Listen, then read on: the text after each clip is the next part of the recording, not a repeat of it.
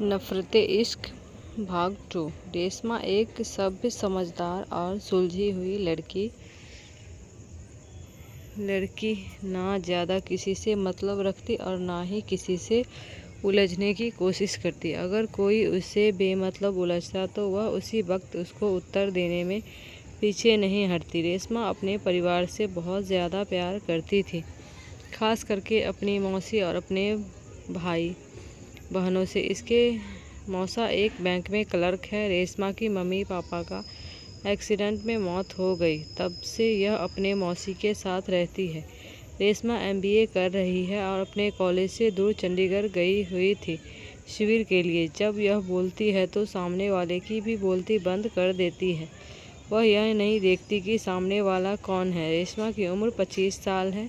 देखने में गेहुआ कलर है। Height 5 feet 4 inch. कमर तक आते बाल, चमचमाती आंखें और उसके नीचे काला तिल। देखने में एकदम लुटावन, जो एक बार देखे पीछे पलटकर जरूर देखते।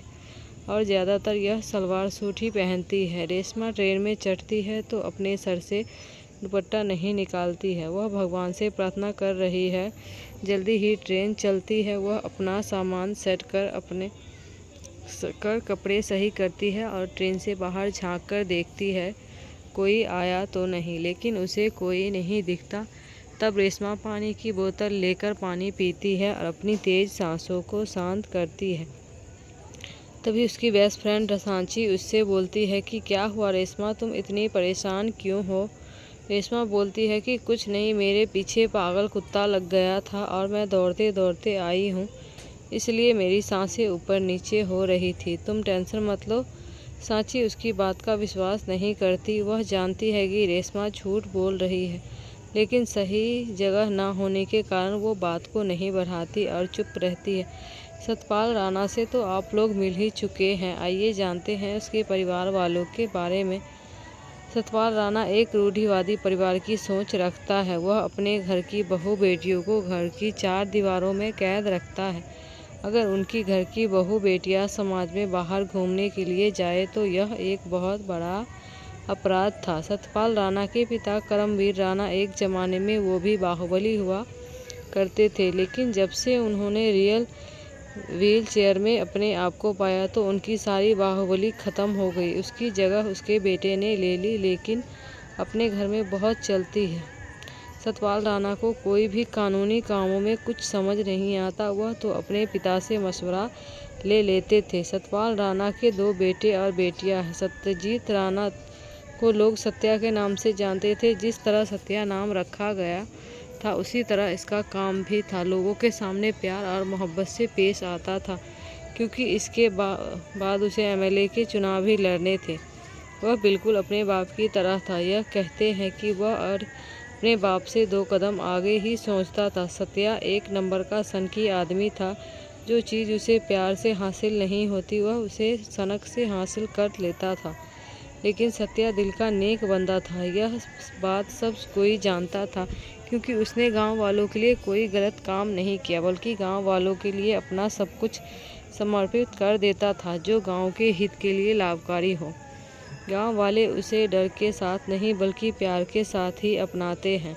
सत्यपाल राणा के दूसरे बेटे का नाम सिद्धार्थ राणा है, जो इंडिया के बाहर रहकर डॉक्टरी की पढ़ाई कर रहा है। सतपाल राणा की पहली बेटी ज्योति की शादी हो चुकी है और दूसरी बेटी निधि है। निधि अपनी BA 2nd ईयर में पढ़ती है। वह एक सुशील और शांत किस्म की लड़की है, जो अपने भाई और पापा से बहुत डरती है। सतपाल की बीवी लाजो सफल गृहिणी है, जो परिवार को एक धागे में बांधकर रखती है। वह अपने पति के सामने नहीं बोलती।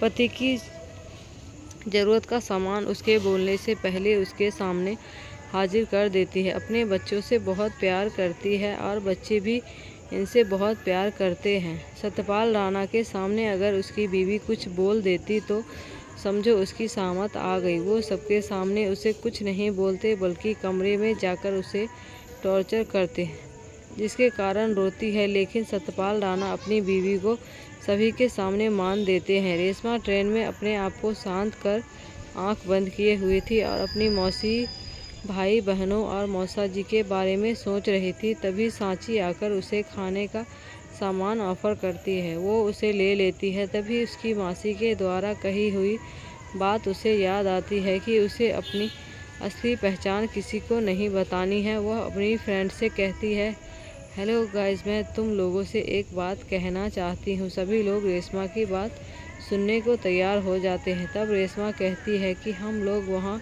जाएंगे तो तुम लोग मुझे मेरे नाम से नहीं बल्कि रिशु के ही नाम से पुकारना। मुझे अच्छा लगेगा क्योंकि मैं वहाँ तो किसी को जानती नहीं हूँ और तुम लोग रहोगे तो मुझे अपनापन भी लगेगा। सब लोग उसकी बात मान लेते हैं और फिर उसे उसके रियल नाम से नहीं बुलाते। 2 रात और 1 दिन के बाद ट्रेन चंडीगढ़ पहुँच जाती है। सुबह 10 बज रहे होते हैं। सभी ट्रेन से उतर गए थे। रेशमा प्लेटफॉर्म में आकर अपने शरीर को पूरी तरह अंगड़ाई लेते हुए कहती है, आखिर हम लोग पहुँच ही गए। इस कहानी का यह भाग यही समाप्त होता है। कहानी बहुत ही दिलचस्प है। कहानी में आगे क्या हुआ जानने के लिए इस कहानी का अगला भाग ज़रूर पढ़ें।